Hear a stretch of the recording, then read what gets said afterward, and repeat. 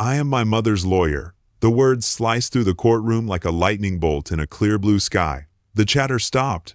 Papers froze midair. Every breath was held captive by the sound of a 9-year-old boy daring to defy the silence of power. Judge Coleman looked up over his glasses, his gavel still in hand, eyes narrowing as if to confirm what he had just heard. Standing beside his trembling mother, Grace Carter, was a small, thin boy in oversized glasses. Ethan Carter, his face calm, his voice steady, his presence larger than life itself. Across the room sat Charles Remington, a real estate magnate from Atlanta, wearing a suit that cost more than Grace earned in 6 months. He leaned back in disbelief, his smirk fading into unease. No one had prepared for this. No one had expected him. Ethan adjusted his glasses and repeated, quieter but sharper, "I said, Your Honor, I am my mother's lawyer." The words rippled across the marble walls, echoing like thunder in a temple. Grace's hands trembled as she glanced down at her son, a boy too young to vote, too small to reach the witness stand, yet somehow standing taller than every adult in the room. "Son, you can't," she whispered, but Ethan didn't move. His eyes burned with resolve, the kind that doesn't belong to a child, but to someone who's already seen the unfairness of the world and decided to fight it. Judge Coleman cleared his throat, trying to reclaim order. "Young man, this is a legal proceeding between adults. You can't just speak here." Ethan didn't flinch.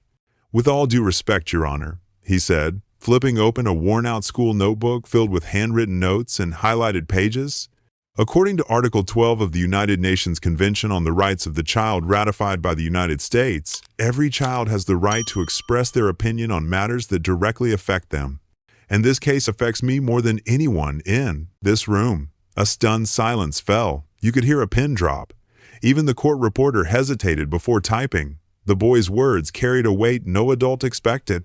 Across the aisle, Remington shifted uncomfortably in his leather chair, tugging at his designer cufflinks. He turned to his 2 high-priced attorneys, but their faces said it all. They had no idea how to handle this. The air was electric, charged with disbelief. A child, not a lawyer, not a judge, had just taken command of a $1 million custody hearing. Ethan stood firm, the light from the tall windows catching the rim of his glasses, casting a halo of defiance around him. His notebook shook slightly, not from fear, but from the sheer gravity of what he was about to unleash. Grace's heart pounded in her chest. She had spent years cleaning hospital floors, taking double shifts, sacrificing everything to keep her son clothed and fed. And now, here he was, facing the man who had abandoned them, not with tears, but with facts, laws, and unshakable courage. "This isn't about money," Ethan said softly. "It's about truth." The judge leaned forward, torn between skepticism and awe. What could a 9-year-old possibly know that could matter in a courtroom filled with power, money, and lawyers trained to win at any cost? But deep down, everyone in that room could feel it. Something extraordinary was about to happen. A storm was brewing, and its eye was a boy with a notebook. This moment, this impossible, unbelievable moment, would change everything. The court, the family, maybe even the law itself. So if you believe that truth always finds its voice, no matter how small, make sure to subscribe to this channel, because what Ethan Carter was about to reveal next would shake the walls of justice and the world forever. Ethan opened his small, battered school notebook, the one with frayed corners and pencil smudges on every page. His fingers trembled slightly, not from fear, but from the weight of what he was about to do. "Your Honor," he said, his voice cutting through the thick air like a blade, "this case affects me directly." For a second, no one moved. Then, as if stung, one of Charles Remington's lawyers, Dr. Hayes, a man whose gray hair and $1,000 watch screamed authority, stood up sharply. "Objection, Your Honor. This is highly irregular. The child has no legal standing to address the court." His tone was the kind that filled rooms, designed to intimidate. But it didn't shake Ethan. The boy looked up at him calmly, the reflection of the courtroom lights flickering across his glasses. "With respect, sir," Ethan said, "if the outcome of this case determines where I live, who raises me, and who decides my future, I think I have every reason to speak."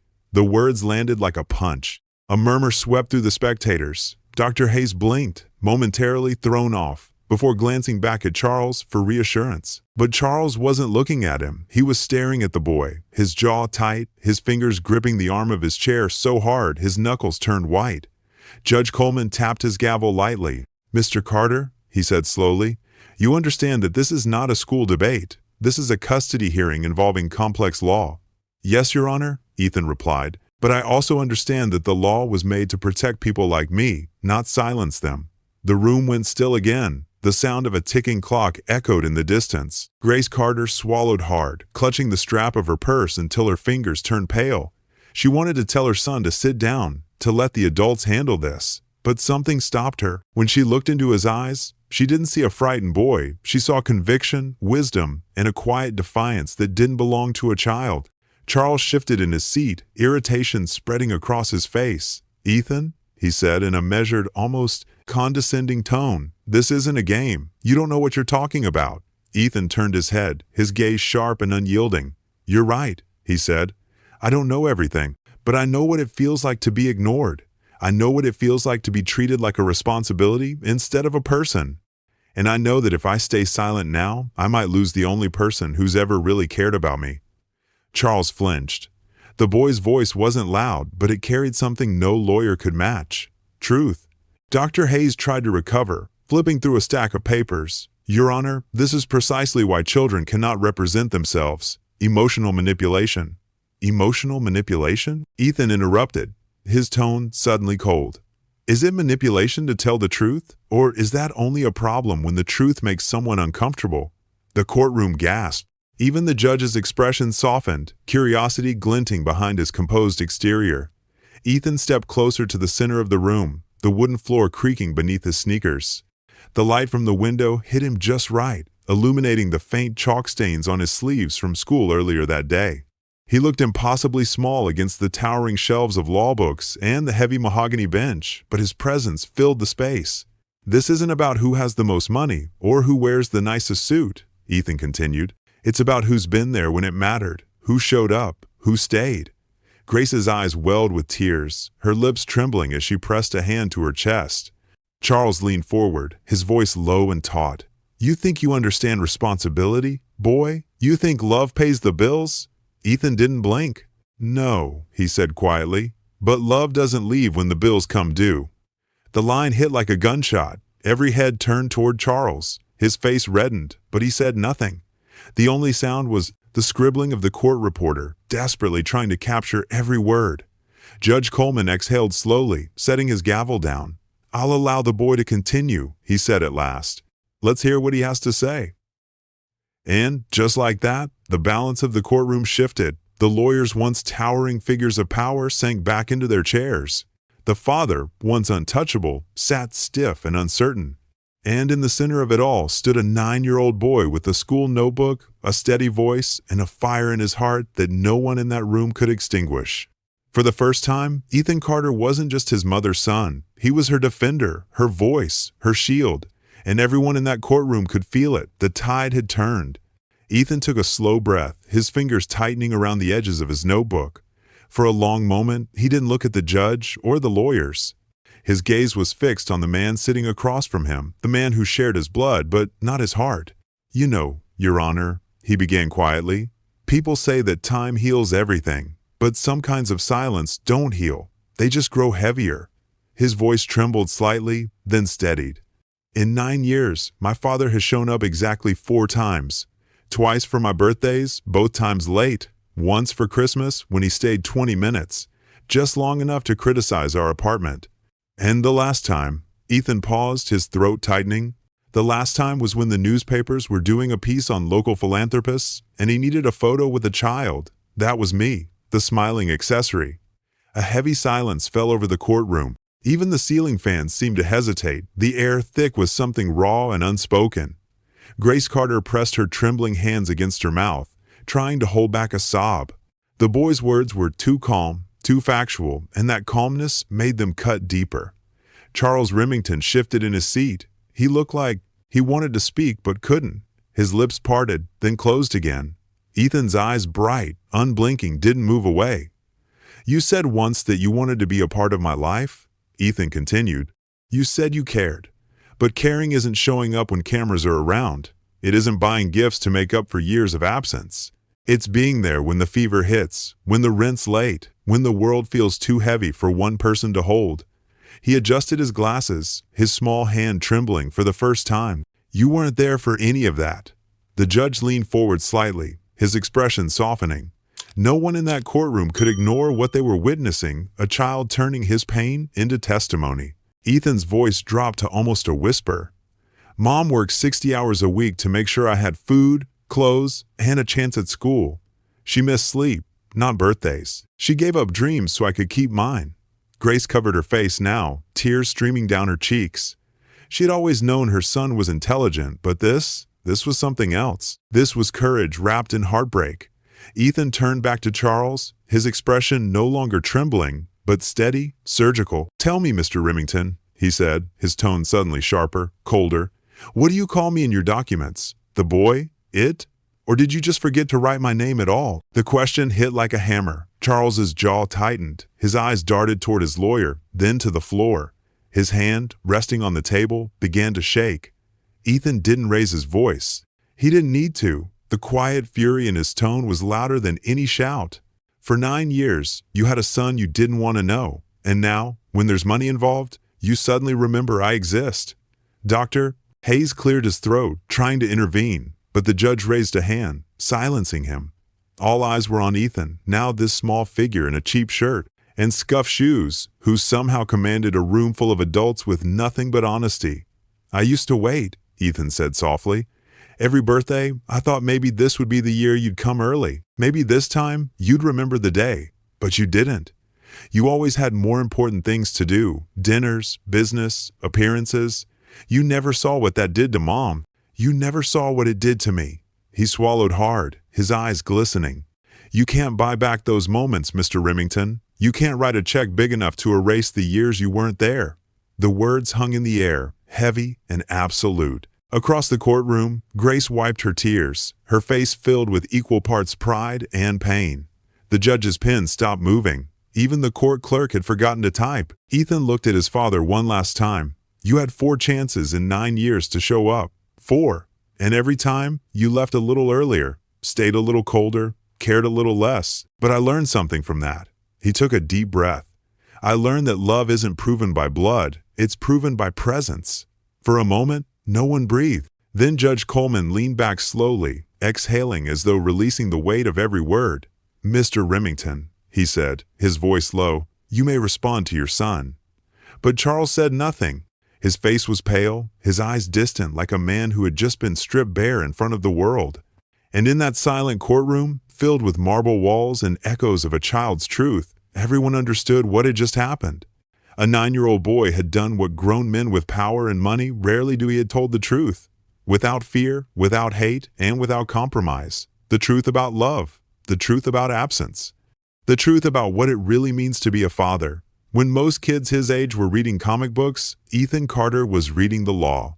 While other 9-year-olds traded baseball cards or scrolled through cartoons on their tablets, Ethan spent his afternoons inside the worn, echoing halls of the Atlanta Central Public Library, a place that smelled of dust, paper, and quiet determination. Rows of towering shelves surrounded him like silent witnesses as he flipped through books that even adults found intimidating. State codes, case law summaries, manuals on family court procedure. It had started innocently.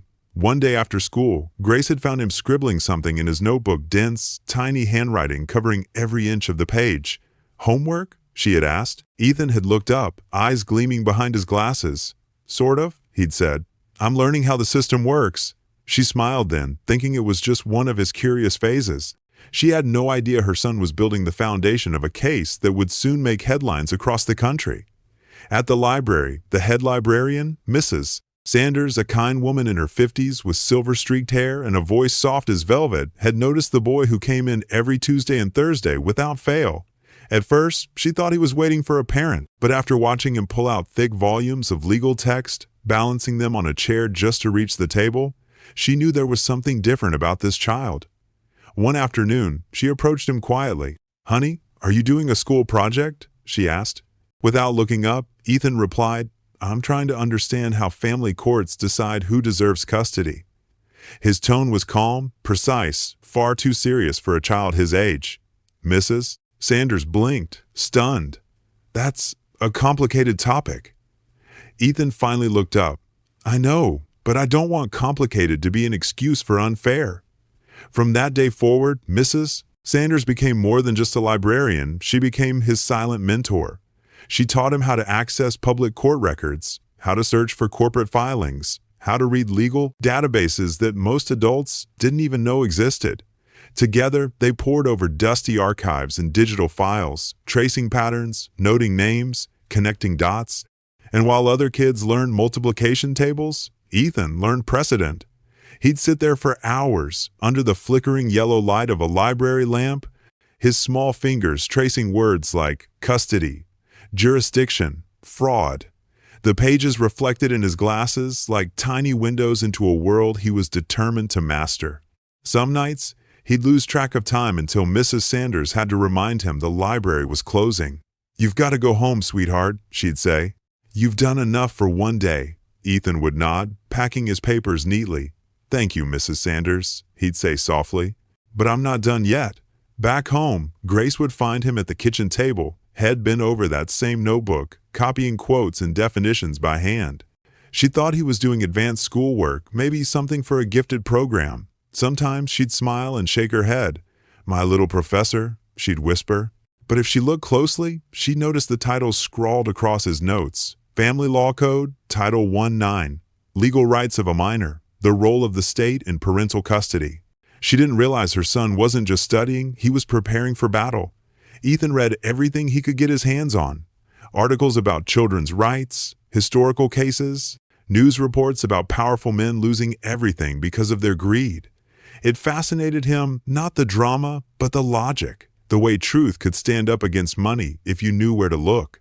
Knowledge, he realized, was the great equalizer. It was armor for those without power, a weapon that didn't require size or strength, only persistence. There was something almost cinematic about it, the lone boy in the quiet library, surrounded by shadows and golden light, fighting an invisible war that no one knew existed. Sometimes, Mrs. Sanders would watch him from her desk, her eyes misty. "He reads legal codes the way other kids read superhero comics," she told one of her colleagues. But maybe that's because he's becoming one. Ethan didn't see himself as special. He didn't think of himself as brave. He just knew that the world wasn't fair, and fairness had to be learned, built, word by word, page by page. Each law he memorized was a brick in the fortress he was constructing for his mother. Each definition was a promise to himself. "No one will ever take her away from me." The yellow library light became his symbol, soft, warm, but relentless. Night after night, it burned behind his glasses as he read on, chasing truth through paragraphs and statutes, preparing for a fight no one believed he could win. And while the rest of the world slept, Ethan Carter was quietly rewriting the story of what a child could do when the world underestimated him. The courtroom lights felt harsher now, cutting through the air like interrogators themselves. Ethan stood at the center of it all, that small, steady figure dwarfed by men in suits and marble columns, yet somehow commanding the entire room. He turned a page in his notebook, his voice calm, too calm. "Your Honor," he began, "my father, Mr. Charles Remington, is not here out of love or concern. He's here because he's broke. And he needs access to a trust fund, a fund worth $1.8 million left to me by my late grandmother." A low murmur erupted through the courtroom. Even the judge's pen froze mid-air. Charles stiffened, color draining from his face as he shot a look at his lawyer. "That's absurd," Dr. Hayes blurted out, standing abruptly. "Your Honor, this is speculation. It's fact," Ethan interrupted. His voice didn't rise, but its certainty cut through the noise like glass shattering. "I've reviewed public court filings. Remington Development has been sued 3 times in the last 18 months. He lost each case. One of them, a $2.3 million judgment, nearly bankrupted his company. The room fell silent again. You could almost hear hearts beating. Judge Coleman leaned forward, eyebrows knitting together. "Are you saying your father's business is insolvent, young man?" Ethan adjusted his glasses, his expression unwavering. "I'm saying he's desperate, Your Honor, and desperate men make dangerous fathers." Charles slammed his hand against the table. "Enough! This is outrageous!" But Ethan wasn't done. He reached into his backpack and pulled out a small folder, manila, worn at the edges, stuffed with printed documents and sticky notes. "This," he said, holding it up, "is a record of Mr. Remington's lawsuits, property acquisitions, and foreclosures, all public information, all linked by a pattern. He opened the folder and began reading from it. Case number 19 to 8,432. The Brooks family lost their home after Remington's company bought their mortgage debt at half its value. Case number 20 to 1,760.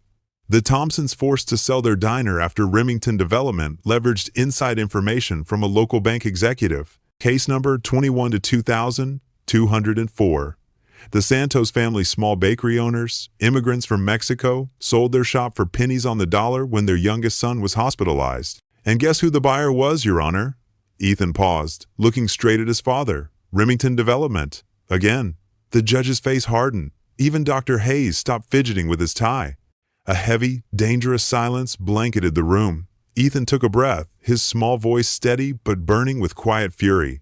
My father built his fortune by preying on the vulnerable, on families who were already down, people who trusted him. And now that he's run out of strangers to exploit, he's coming after his own. The courtroom seemed to shrink around him. The air charged like a storm before lightning strikes. Grace sat motionless, one hand over her mouth. She could barely believe this was her son, speaking her soft-spoken boy, now dissecting a billionaire's empire with nothing but a school notebook and the truth.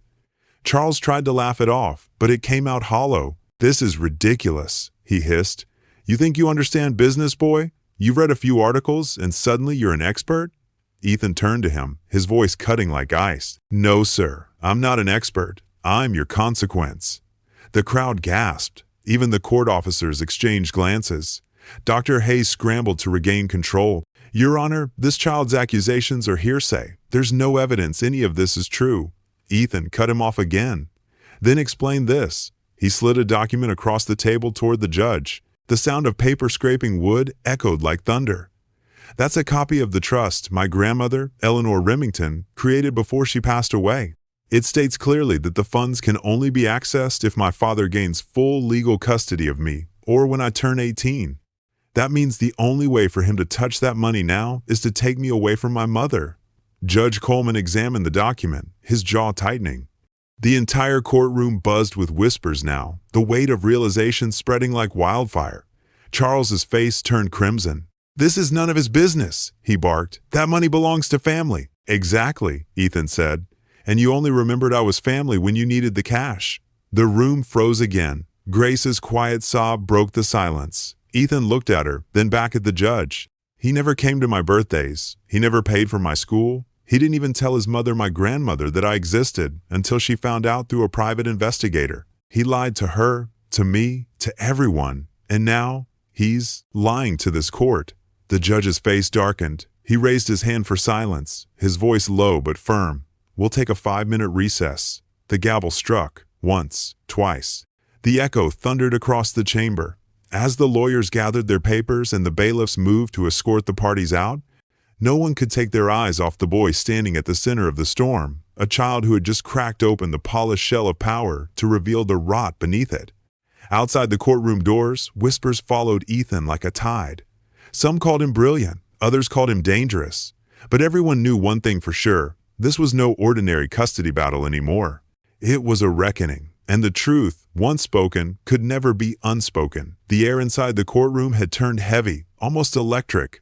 Everyone was still recovering from the storm Ethan had unleashed with his evidence, but they didn't know the real thunder hadn't even struck yet. Ethan stood motionless for a moment, then reached into his small backpack. The zipper rasped open like a blade being drawn. When his hand emerged, it was holding a small black voice recorder. "Your Honor," he said quietly, "there's something else the court needs to hear." A murmur rippled through the room. Charles froze. His lawyer turned pale. Judge Coleman leaned forward. "Mr. Carter, what is that?" Ethan's voice was steady. "Proof. Direct proof. This recording was made during my father's last visit to our apartment 6 months ago." He turned toward Charles, his expression calm, almost surgical. "You thought I was doing homework in my room, but the recorder was running in the living room. You were on the phone, talking about what you'd do once you got custody." "Objection, Doctor," Hayes shouted, almost tripping over his chair. "This is highly improper," but Judge Coleman raised a hand. "Let the boy finish." Ethan pressed play. The first few seconds were filled with static. Then came the unmistakable voice of Charles Remington, cold, confident, dripping with arrogance. "Listen," the recording began. As soon as I get full custody, the boy's going straight to Granite Hills Military Academy. They know how to handle troublesome kids. He'll be there until he's 18, and I'll have full access to the trust fund under the Educational Expenses Clause. The sound of Charles' recorded laughter filled the courtroom like poison. $500 a month for tuition, the rest is mine. The kid doesn't even need to know. It's perfect, she's out of the picture, and I look like a responsible father. The reaction was instantaneous. Gasps erupted from every corner. Grace collapsed into her chair, covering her mouth, tears pouring down her face. The lawyers whispered frantically, their voices trembling. Even the bailiff looked shaken. Charles sat frozen, his face draining of color, staring at the recorder like it was a loaded weapon. Ethan stopped the playback. The silence that followed was deafening. "That was the first part," he said softly, his voice echoing in the stillness. "Now, here's the part where he says what he really thinks of me." He pressed play again. The room held its breath. "The problem," Charles' voice said, lower now, venomous, "is that the boy's too damn smart for his own good. He asks questions. He sees too much. It's best to keep him out of the way until this whole money thing blows over. Kids like him, they get ideas. He needs to learn his place." Grace let out a choked sob. One of the jurors put a hand to their mouth. A reporter's pen fell from trembling fingers and clattered to the floor. Ethan paused the recording again, then looked directly at his father. His eyes, behind those round glasses, were steady heartbreak wrapped in steel. "A real father wouldn't talk about his son like that," he said quietly. "A real father wouldn't call his child a problem to be solved." Charles shot up from his chair, face twisted with rage. "You provoked me! You set me up!" Ethan's voice sliced through his outburst like a blade. "You can't provoke truth, Mr. Remington. You can only expose it." Judge Coleman banged his gavel. "Order! Order in the court!" The sound cracked through the chaos, but no one could tear their eyes from the boy who had just dismantled a man with his own words. Charles sank back into his seat, his chest heaving, sweat rolling down his temples. He looked smaller now, stripped of the expensive confidence that once defined him. Across from him, Ethan stood unflinching, the faint hum of the recorder still whispering between them like the echo of a confession too late to take back. Grace leaned forward, her voice barely audible. "Ethan, why would he—" But she couldn't finish the sentence. Her son didn't look at her. His gaze stayed locked on the man who had called himself his father. "This recording," Ethan said, addressing the judge again, "isn't about revenge. It's about truth. The truth that shows why I can't and shouldn't be forced to live with someone who sees me as nothing more than a key to a bank account." Judge Coleman's face was grave now. "Mr. Remington," he said, "this evidence paints a deeply troubling picture of your intentions." Dr. Hayes began to rise, but the judge stopped him with a glare. "Sit down, counsel. I've heard enough." Ethan held up the recorder one last time. "There's something you didn't plan for, sir," he said, his voice calm but edged with quiet triumph. "You forgot that even a 9-year-old can recognize evil when he hears it." The judge's gavel came down again, sharp and final. "Order, order," I said. But there was no order left in that room, not really. The truth had detonated like a bomb, and the blast had leveled everything: pride, lies, power. Charles Remington stared at his son, his mouth open but no words coming out. The world he had built, the money, the image, the control, was collapsing right there in front of him. And in the middle of the wreckage stood a boy with a notebook in one hand, a recorder in the other, and a voice that no one could silence anymore. The storm had passed, but what followed was heavier than silence, that hollow, aching quiet that comes only after the truth has torn through a room. Ethan stood in the center of it, still holding the recorder in one hand, his notebook in the other. For a long moment, he said nothing. Then, slowly, deliberately, he reached into his backpack again. "Your Honor," he said softly, "there's one last thing I need to share." His voice no longer carried the edge of confrontation. It was gentler now, quieter, but somehow it filled the room more completely than ever before.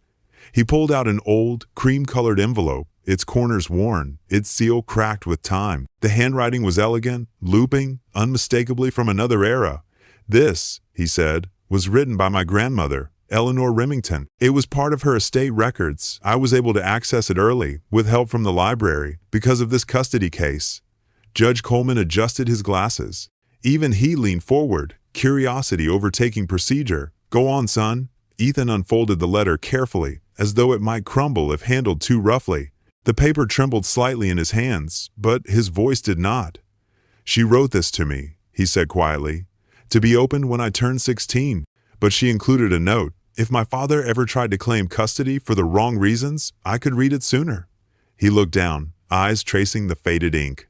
When he spoke again, his voice carried the weight of generations, soft but unbreakable. "My dearest Ethan," he read, "if you are reading this, it means you've already faced what I feared most, that my son, your father, has come to you not out of love, but out of greed.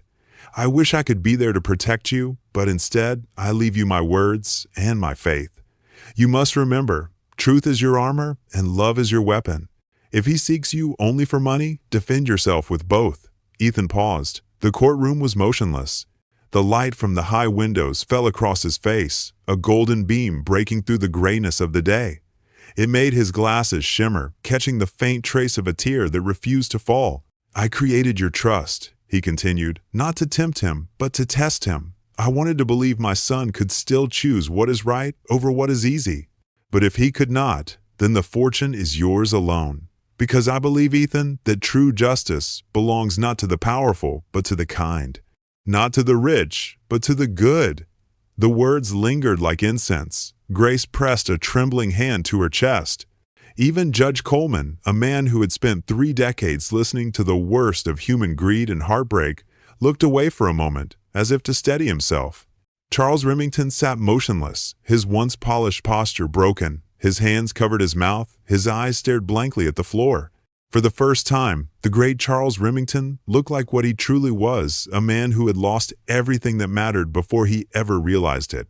Ethan lowered the letter slowly. His voice wavered, but he forced it steady.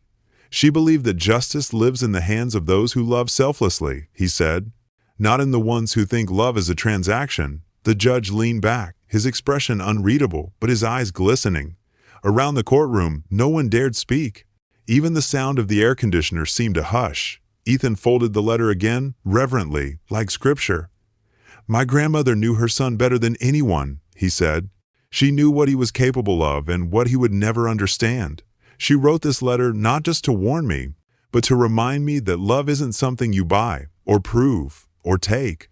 It's something you show every day, in every choice." He looked up then, straight at his father. "You failed that test, Mr. Remington, but she passed her faith to me." Charles' lips parted, but no words came out.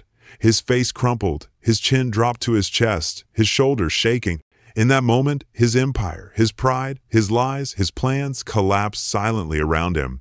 The letter, trembling slightly in Ethan's hands, caught another beam of sunlight from the window, glowing like a small flame against the dark wood of the courtroom. And for everyone watching, it felt like that letter, the voice of a grandmother long gone, had finally delivered its verdict. Justice, they realized, wasn't just being served by the court that day. It had been written long ago, in ink and love and faith, waiting for the right child to bring it to life. The room felt suspended in time. Every gaze, every breath was fixed on Judge Coleman, who sat in heavy silence behind the bench. His eyes moved slowly from the letter in Ethan's trembling hands to the pale, defeated figure of Charles Remington. For a moment, the entire courtroom seemed to hold its breath, waiting for the sound that would decide everything. Then it came. Bang! The gavel struck like thunder. Based on the overwhelming evidence presented, Judge Coleman declared, his voice steady but fierce, "This court denies Mr. Remington's custody request in full. Furthermore, due to credible indications of financial fraud, I am ordering an immediate investigation into the attempted misuse of the Miners' Trust Fund." The words rippled through the courtroom like a wave of liberation. Reporters scribbled furiously. Gasps echoed from the gallery. Grace pressed a hand to her chest, tears streaming down her cheeks as if the years of exhaustion and fear were finally breaking free.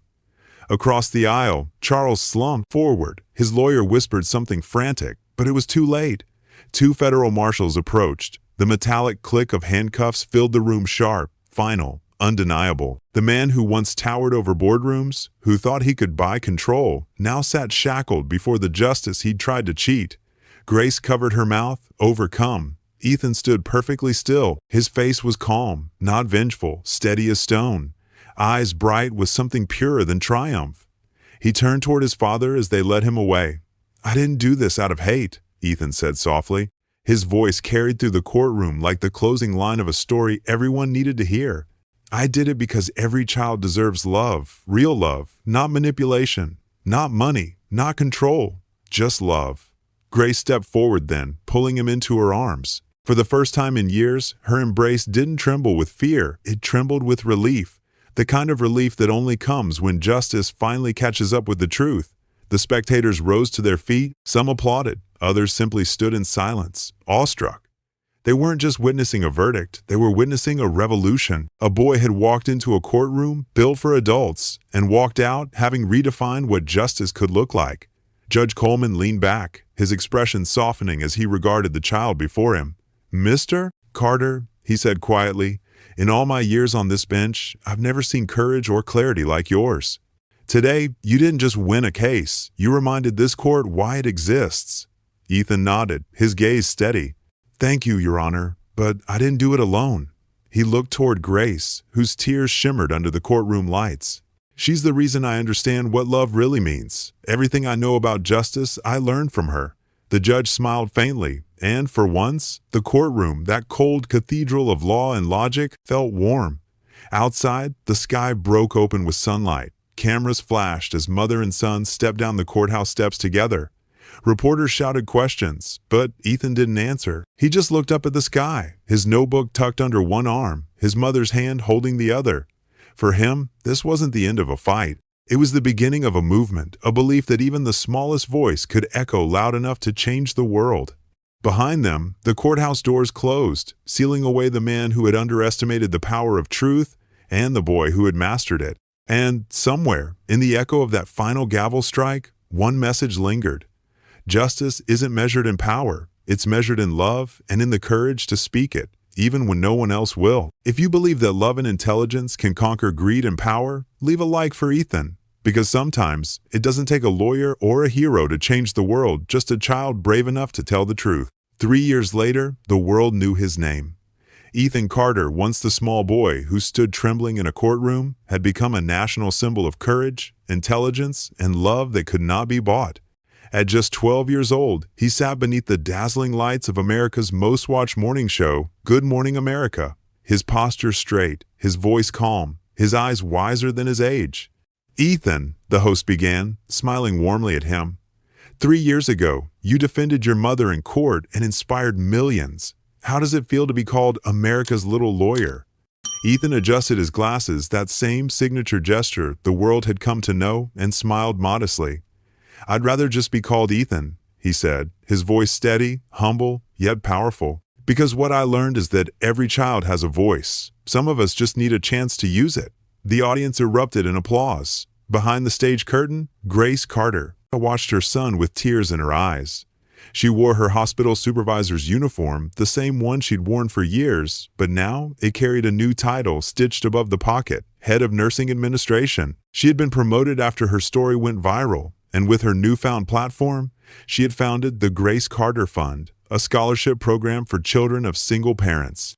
Ethan's victory had not just changed their lives, it had changed the country. The Children's Voice Project, which Ethan had started with a small team of volunteers, had now spread across more than 1,000 public libraries nationwide. Each library had a section dedicated to children's rights books written in simple language, computers with free access to legal databases, and counselors ready to listen. For thousands of children, it became a lifeline, a place where they could learn, speak, and be heard. "When I was 9, Ethan told the host, "a librarian helped me find the truth that saved my family. I realized that there are millions of kids like me, smart, scared, and unheard. I just wanted to make sure they had somewhere to turn." The host smiled, visibly moved. "And you did," she said softly. "You gave them a voice." As the audience rose to applaud again, the camera panned to Grace, her eyes glistening with pride, her hands clasped to her heart. In that moment, it was clear. Her son's courage had done more than win a case. It had sparked a movement.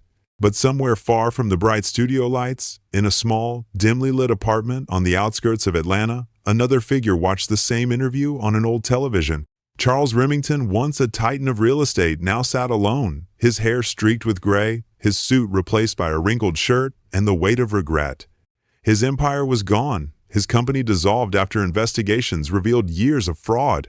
He had served 18 months in prison and was now working as a clerk in a hardware store. On the flickering screen, his son smiled, graceful and self-assured, speaking words that pierced deeper than any verdict could. "I don't hate my father," Ethan said. "I just hope he finds peace, the kind that comes when you stop running from the truth." Charles swallowed hard, lowering his head. The sound of his son's voice filled the silence of his empty apartment, a voice that once challenged him in court, now forgiving him in front of the world. It was both mercy and punishment. Months later, Ethan sat in his bedroom, surrounded by letters from children across America. One envelope caught his eye, pink paper, careful handwriting. It was from a 10-year-old girl in Los Angeles named Sofia Martinez.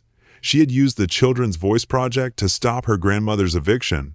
Her letter read, "Dear Ethan, you showed me that even kids can fight for what's right.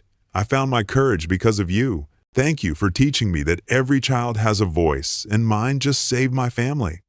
Ethan smiled, folding the letter carefully and placing it in a wooden box where he kept his most precious mementos. Inside were dozens, like it letters from children he had never met, lives he had changed without even realizing it. Grace knocked softly on the door. "Another one?" she asked. Ethan nodded. "Sofia Martinez. She saved her family." Grace smiled. "And you saved so many others." A few months later, another letter arrived, this one embossed with the crimson seal of Harvard University. Ethan opened it slowly, heart pounding. Inside, it read, "Congratulations. You have been awarded a full scholarship to the Harvard Program in Law and Social Justice, the first of its kind for students under 16 who demonstrate extraordinary impact in advocacy and reform." Grace stood frozen in the doorway as he read it aloud. "You did it," she whispered. Ethan looked up, smiling faintly.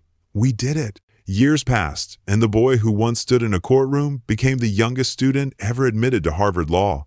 On the day of his first public lecture, the Grand Hall was filled with hundreds of students, professors, and cameras broadcasting live across the country. Ethan Carter, now 16, stood behind the podium, his dark suit crisp, his trademark glasses catching the light. He took a deep breath, looked out over the sea of faces, and began. "When I was 9, he said, I thought justice was something you had to earn, something reserved for people with power, money, or influence. But I was wrong. Justice isn't a privilege, it's a promise." The audience leaned in, spellbound. "The real power," he continued, "doesn't come from wealth or status. It comes from the courage to speak the truth even when no one wants to hear it. That's what changes the world. Not the courtroom, not the law books, but the hearts that refuse to stay silent." The hall erupted in applause. Ethan smiled, but it wasn't the smile of victory. It was the quiet, humble smile of a boy who had once fought alone and discovered that the truth, when spoken with love, could echo louder than any gavel. Outside, the evening sun streamed through the tall glass windows, bathing him in gold. The light seemed to find him, just as it had in that courtroom years ago, a reminder that even the smallest voice, when fueled by love and courage, could illuminate the darkest of places. And as the applause swelled to a roar, the story of Ethan Carter, the boy who became America's youngest voice of justice, became more than just a memory. It became a legacy. If you believe that courage, truth, and love are the real powers that shape our world, leave a like for Ethan. And remember, every voice, no matter how small, can change everything. In the end, it wasn't the courtroom that defined Ethan Carter, it was what came after. The boy who once stood trembling beside his mother had grown into a voice that echoed across a nation. He wasn't just a headline, or a miracle child, or a prodigy with a notebook. He was proof that courage, compassion, and conviction could come from the smallest, quietest places and still change everything. From a 9-year-old who stood up to power, to a 12-year-old who built a movement, to a 16-year-old who redefined justice, Ethan Carter became something larger than anyone could have imagined. He became the reminder that truth has no age and that love, when it refuses to be silenced, can shake the walls of even the mightiest empires. Grace Carter still called him her little boy, but the world knew him as the child who rewrote the meaning of justice. The Children's Voice Project continued to grow, touching lives in every state, empowering thousands of young people to speak, to stand, to fight for what's right. Each library shelf, each scholarship, each saved family was another ripple from that single moment in court, the moment one child decided to speak for love, not out of anger, but out of faith in something greater. As for Charles Remington, his name faded into the footnotes of history, a cautionary tale of what happens when greed blinds the heart. He had once believed that money could buy power, that silence could buy peace. But he learned, too late, that nothing can silence a voice born of truth and love. His downfall was not Ethan's revenge. It was his own making, the cost of underestimating a child's heart. Ethan never spoke ill of him. He didn't have to. His success, his grace, and his forgiveness said more than any words ever could. And perhaps that was the final victory, not to destroy, but to heal, to prove that even pain can become purpose when guided by love. Years later, when people spoke of him, they didn't talk about the trial or the inheritance or the scandal. They talked about the boy who stood in a courtroom and changed how America saw its children. They talked about the moment when a voice too small to reach the microphone rose high enough to touch the nation's soul. Ethan Carter's greatest victory wasn't destroying his father's empire. It was building a legacy that gave hope to thousands. A legacy that whispered to every child who felt unseen, "You matter, you are heard, and you are never too small to make a difference." The music swells. The camera fades on a golden horizon, the same light that once fell across his face in that courtroom long ago. And for a moment, you can almost hear his voice again, steady and unshakable. The real power isn't in money. It's in the courage to speak the truth. If you believe that sometimes the smallest heroes carry the biggest hearts, leave a comment for Ethan below. Hit like, subscribe, and join us for more stories that prove the human spirit, no matter how young, no matter how small, can change the world.